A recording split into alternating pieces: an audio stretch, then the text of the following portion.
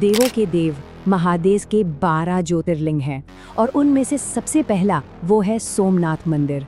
ये सिर्फ एक पूजा की जगह नहीं है, बल्कि ये भारत की कभी न टूटने वाली आस्था, गहरे रहस्यों और सदियों पुराने इतिहास का एक जीता जागता सबूत है। अच्छा, चलिए सबसे पहले एक ऐसे रहस्य की बात करते हैं जिसने सदियों से सबको हैरान किया है। क्या ये सच हो सकता है कि मंदिर का ज्योतिर्लिंग हवा में तैरता था, या फिर इसके पीछे कोई बहुत बड़ा वैज्ञानिक राज छुपा हुआ था? और एक और सवाल जो दिमाग घुमा देता है वो है बाण स्तंभ का रहस्य। ये कैसे मुमकिन है कि हजारों साल पहले बिना किसी मॉडर्न टेक्नोलॉजी के हमारे पूर्वजों को धरती की ज्योग्राफी का इतना सटीक ज्ञान था? वो ये कैसे जानते थे कि सोमनाथ से लेके साउथ पोल तक कोई जमीन है ही नहीं? तो चलिए इन्हीं अनसुलझे रहस्यों की भूल भुलैया में उतरते हैं जो इस मंदिर को सिर्फ एक तीर्थ नहीं बल्कि एक ऐतिहासिक पहेली बना देते हैं। सोचिए, हवा में तैरता हुआ शिवलिंग, श्री कृष्ण से जुड़ी एक चमत्कारी मणि, और तो और हाल ही में मंदिर के ठीक नीचे मिली एक पूरी की पूरी इमारत। सोमनाथ के रहस्य हमारी सोच से भी कहीं ज्यादा गहरे हैं। लेकिन इन रहस्यों की जड़ तक पहुंचने के लिए ना हमें थोड़ा समय में पीछे जाना होगा, मंदिर की पौराणिक नींव को समझना होगा। ये कहानी शुरू होती है चंद्रदेव के एक श्राप और शिवजी के एक वरदान से। तो देखिए, कहानी कुछ ऐसी है कि चंद्रदेव की शादी राजा दक्ष की 27 बेटियों से हुई थी, लेकिन वो अपना सारा प्यार सिर्फ रोहिणी पर लुटाते थे। अब इस बात पर राजा दक्ष को आया गुस्सा और उन्होंने चंद्रमा को श्राप दे दिया कि तुम्हारी सारी चमक खत्म हो जाएगी। जब दुनिया अंधेरे में डूबने लगी तो ब्रह्मा जी ने उन्हें सलाह दी कि प्रभास पाटन में जाकर शिव की तपस्या करो। भोलेनाथ प्रसन्न हुए और उन्होंने चंद्रमा को श्राप से पूरी तरह नहीं बल्कि आंशिक रूप से मुक्त किया, और तभी से चांद के घटने और बढ़ने का साइकिल शुरू हुआ। इसी के बाद आभार जताने के लिए चंद्रदेव ने सोने से पहला सोमनाथ मंदिर बनवाया और शिव कहलाए सोमनाथ यानी चंद्रमा के स्वामी। कहते हैं ये मंदिर हर युग का गवाह रहा है। सतयुग में इसे खुद चंद्रदेव ने सोने से बनवाया, त्रेता युग में लंकापति रावण ने चांदी से, और द्वापर युग में भगवान श्री कृष्ण ने इसे चंदन की लकड़ी से बनवाया था। पर इस दिव्य शुरुआत के बाद मंदिर का इतिहास काफी उथल-पुथल भरा रहा। ये विनाश और हिम्मत की एक ऐसी कहानी है जो किसी फीनिक्स पक्षी की याद दिलाती है, जो बार बार अपनी ही राख से जिंदा हो उठता है।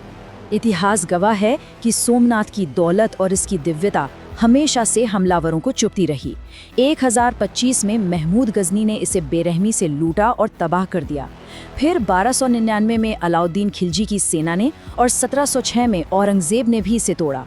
लेकिन हर हमले के बाद यहाँ की आस्था और भी मजबूत होकर उभरी और आखिरकार 1951 में लौह पुरुष सरदार वल्लभ भाई पटेल के पक्के इरादे से आज का ये भव्य मंदिर बनकर तैयार हुआ।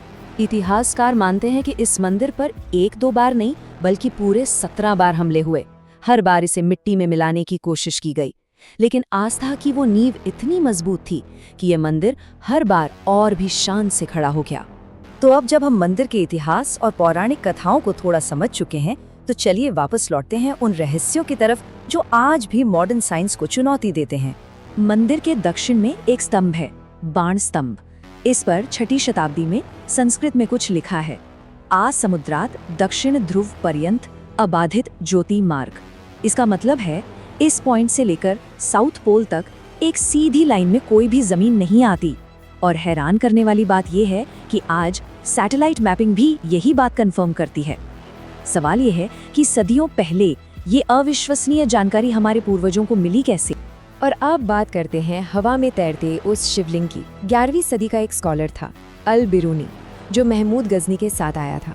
उसने लिखा कि ये कोई चमत्कार नहीं बल्कि कमाल की इंजीनियरिंग थी।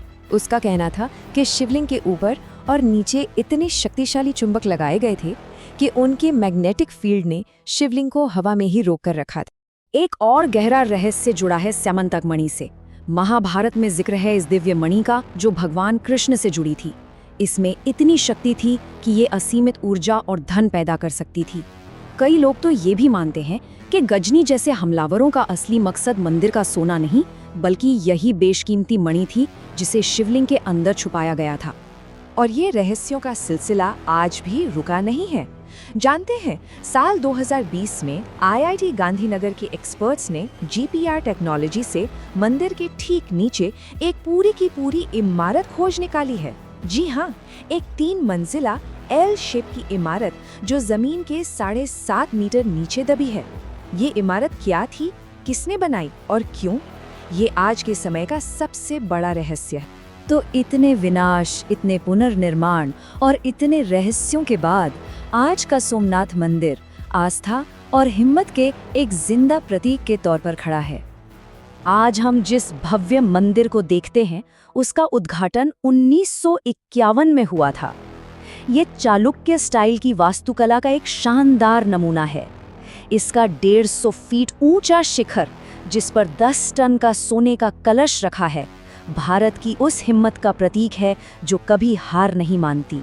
और इसकी शान आज भी वैसी ही है। हर साल करीब 30 लाख श्रद्धालु सोमनाथ के दर्शन करने आते हैं, जो इसे भारत के सबसे पवित्र तीर्थों में से एक बनाता है। ये सिर्फ एक मंदिर नहीं, करोड़ों लोगों की जीती जागती आस्था का केंद्र है। तो आखिर में सवाल यही उठता है, क्या सोमनाथ सिर्फ पत्थरों से बनी एक इमारत है, या ये भारत की उस आत्मा का प्रतीक है जो हर चोट के बाद, हर विनाश के बाद और भी ज्यादा चमक के साथ दोबारा जिंदा होती है? ये एक ऐसी कहानी है जो हमें हमारी विरासत और हमारे अटूट विश्वास की ताकत की याद दिलाती है।